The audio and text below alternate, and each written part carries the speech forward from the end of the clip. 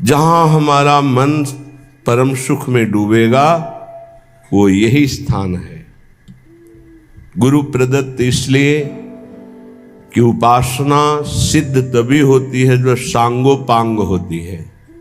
सांगोपांग कहते हैं गुरु प्रदत्त नाम, गुरु प्रदत्त मंत्र, गुरु प्रदत्त कंत अर्थात इष्ट और गुरु प्रदत्त ग्रंथ अर्थात आचार्य वाणी। जाके यह सांगोपांग उपासना हुए वाको यह रस सिद्ध होए, वही इस रस का रसास्वादन कर सकता है। तो अहोभाग्य है उपासक को जिसको गुरु प्रदत्त उपासना प्राप्त हुई है। ये बहुत बड़ी निधि है।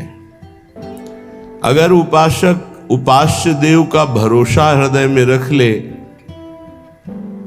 फिर सारी जिम्मेवारी आराध्य देव उसकी ले लेते। योगक्षेमम वहाम्यहम्, निश्चिंत हो जाता है उपासक।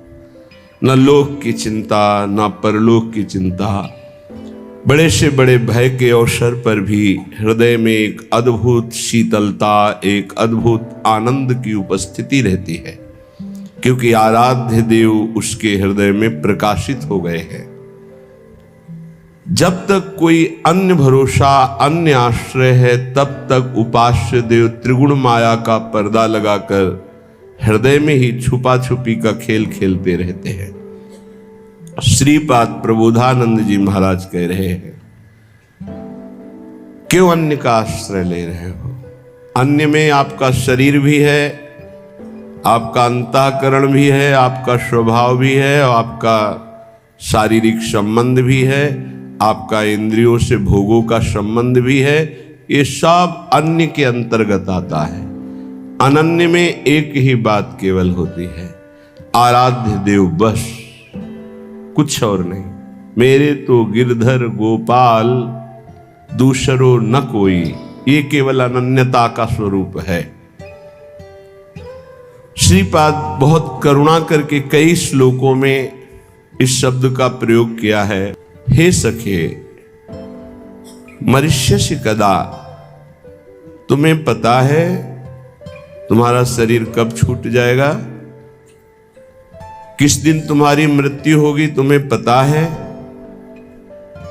क्या तू ऐसा जानता है कि तेरी वृद्धावस्था में ही मृत्यु होगी? तो गलत तेरी सोच है। शिशो हो, शिशु अवस्था में भी हो सकती है। सुतरुणस्य, सुंदर जवानी में भी मृत्यु हो सकती है। खलु मृत्यु राकस्मिक कहा, अकस्मातिक, कभी भी किसी भी समय किसी अवस्था में हो सकती है। इसलिए मेरी बात मान लो, यदि अपनी इंद्रियों को तुम रोक पाओ और मन को नाम में लगा दो प्रिया प्रीतम के, तो ये जीवन तुम्हारा सार्थक हो जाएगा, धन्य हो जाएगा। नहीं अच्छे अच्छे मृत्यु का अवसर आने पर भयभीत हो जाते हैं। ध्यान रखना, मृत्यु ऐसा भयावह नाम है जो सबके होश उड़ा देती है, पर जिनके होश श्री जी के चरणों में समर्पित है वो मृत्यु के होश उड़ा देते हैं। मृत्यु भय प्रदान करती है। वो ऐसी अभय अवस्था में होते हैं कि मृत्यु भी कुछ नहीं बिगाड़ सकती। जब ध्रुव जी परम पद में आरूढ़ होने के लिए चरण बढ़ाए भगवान का दिव्य विमान पार्षद, तो काल प्रकट हुआ और बोले इस लोक की मर्यादा है, मैं स्पर्श करता हूं तभी कोई आगे जाता है। तो ध्रुव जी ने कहा ठीक है मैं स्पर्श करता हूं आपको, और काल के माथे पर पैर रखकर भगवान के दिव्य विमान पर पार्षदों ने हाथ पकड़कर ऐसे बैठाला। भक्त काल के माथे पर चरण रख करके चलता है, पर वो भक्त जो अनन्य है प्रिया प्रीतम, जो अनन्य है प्रभु का, प्रभु के सिवा किसी अन्य से आश विश्वास नहीं है। बहुत धैर्यवान हो जाओ, मृत्यु की तैयारी कर लो। बड़ा कठिन है। जीने के लिए तुम हर प्रयास कर रहे हो, लेकिन मरने के लिए कौन प्रयास कर रहा है? धन्य है वो जो अपनी मृत्यु की तैयारी कर रहा है। लाखों करोड़ों अरबों असंख्यों मनुष्य हैं, सब जीने के लिए परेशान हैं, लेकिन कोई बिरला ऐसा है जो मृत्यु की तैयारी कर रहा है कि मुझे जाना है यहां से, मुझे जाने की तैयारी करना है, मुझे नाम जमा करना है, भगवान नाम, मुझे जितेंद्री होना है, भगवत साक्षात्कार करना है, पुनः इस संसार में, भयावह संसार में, जन्म मृत्यु दुख देने वाले संसार में, छली कपटी संसार में नहीं आना। मुझे भगवान की नित्य धाम में रहकर उनकी नित्य लीलाओं का रसास्वादन करते हुए उनकी सेवा में रहना है। ये पहली तैयारी हुई एक श्लोक में कि आप सोचो तुम्हारी मृत्यु होगी, कब होगी, किस समय होगी, कुछ पता नहीं, किसी भी समय हो सकती है। खलु मृत्यु आकस्मिक, अकस्मातिक, तुम्हें पता भी नहीं चलेगा। खेल खेल में हंस रहे, नाच रहे, पधार गए। धैर्यवान बनकर मृत्यु पर विजय प्राप्त करने की तैयारी कोई बिरला करता है, एक कोई फर्क नहीं। प्रवचन की बात नहीं है, अगर हृदय में नाम चल रहा है तो कोई फर्क नहीं है। हर समय अपनी बैग तैयार है, टिकट पास है, जहां जाना है वहां पता है, फोन से पहले बात हो चुकी है कि मैं आ रहा हूं, तैयारी फिट है, वहां से उत्तर आ गया है, आ जाओ। अब बोलो क्या परेशानी? कोई परेशानी नहीं। जिसकी तैयारी नहीं होती, अचानक कोई बात होती है, वो परेशान हो जाता है। जैसे आपके घर में अचानक 50 लोग आ जाए, अब आप परेशान हो जाएंगे। वही जब तैयारी करते हैं तो 500 लोग बारात में आते हैं, आप खूब आनंद पूर्वक उनका स्वागत करते हैं, क्योंकि आपने तैयारी कर रखी है। ऐसे ही मृत्यु के स्वागत की आपने क्या तैयारी की है? उत्तर सबके हृदय में एक ही आएगा, कुछ नहीं।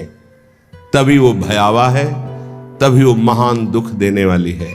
यदि विवेकवान हो जाओ तो तुम मृत्यु की तैयारी कर लोगे। वो आखिरी तैयारी गुरु कृपा से होती है, और जिसने वो तैयारी कर ली वो निर्भय हो गया, निश्चिंत हो गया, निशोक हो गया। ये तैयारी हम क्यों नहीं कर पाते? क्योंकि हमें यहां सब कुछ प्रिय लग रहा है। ये देह प्रिय लग रहा है, मकान प्रिय लग रहा है, पुत्र पत्नी परिवार प्रिय लग रहा है, तो हम तैयारी यहां की सब कुछ कर रहे हैं। लेकिन हमको ये पता नहीं कि अचानक हमारा ट्रांसफर हो जाएगा, अचानक हमारा शरीर छूट जाएगा, और उसकी तैयारी न होना सबसे बड़ी हानि होगी। क्योंकि अन्य किसी योनि में आप कुछ तैयारी कर सके मृत्यु से बचने की, ऐसा कोई उपाय नहीं है। केवल मानव देह में ही आप तैयारी कर सकते हैं भगवत प्राप्ति की, अन्य किसी योनि में नहीं। और ये आपने यहां की तैयारी में ही सारा समय खत्म कर दिया। पुत्र को पढ़ाना, पुत्री का ब्याह, ये वो, पूरा जीवन इसी में। और अंत तो गत्वा मोह मल से ग्रसित होकर पुनरपि जननम पुनरपि मरणम। ये आपकी मृत्यु के तैयारी में जो बाधक है, श्रीपाद आगे के श्लोक में कह रहे हैं। जब कोई मृत्यु की तैयारी की सोचता है तो सबसे पहले उसका वैभव उसके सामने बाधा पहुंचाता है। माना तुम्हारा चक्रवर्ती सम्राट पद है, निष्किंटक राज्य है, तो मरोगे तो है ही, तो क्या राज्य लाद के ले जाओगे? जबरदस्ती छोड़ा जाता है भोगों को, प्यार से नहीं छोड़ा जाता। ये जो परिवार से लिपट लिपट कर रोना, मोह ममता राग, और फिर कि हम जा रहे हैं अमुक जगह तपस्या भजन, खिलवाड़ की बात करते हो, विनोद की बात करते हो। इनको गले लगा करके तुम इन्हीं का चिंतन करोगे। हिमालय, आप काशी, उज्जैन, द्वारिका, कहीं भी जाओ, ये मोह का पास तुम्हारे हृदय को बलात् घसीट कर वहीं खड़ा कर देगा जहां से सुधार करना चाहते हो। ये समझ में नहीं आएगा, क्योंकि बुद्धि अपवित्र है, इसलिए ये समझ में नहीं आएगा। कह रहे हैं शायद समझ में आ जाए। जाना है दिव्य अर्धांगिनी स्त्री जो बहुत दिव्य है, देवी है, सुंदर है, स्वभाव सुशील है, एक क्षण में छूट जाएगा। तुम्हारा राज्य वैभव एक क्षण में छूट जाएगा।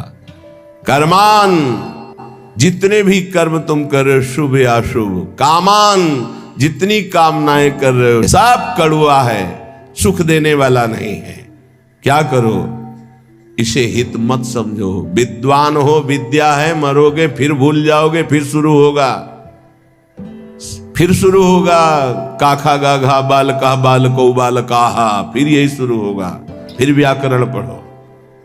एक विद्या है भगवत विद्या, जो किसी भी जन्म में विस्मरण नहीं होती। यही तुम्हें मृत्यु की तैयारी नहीं होने दे रहे।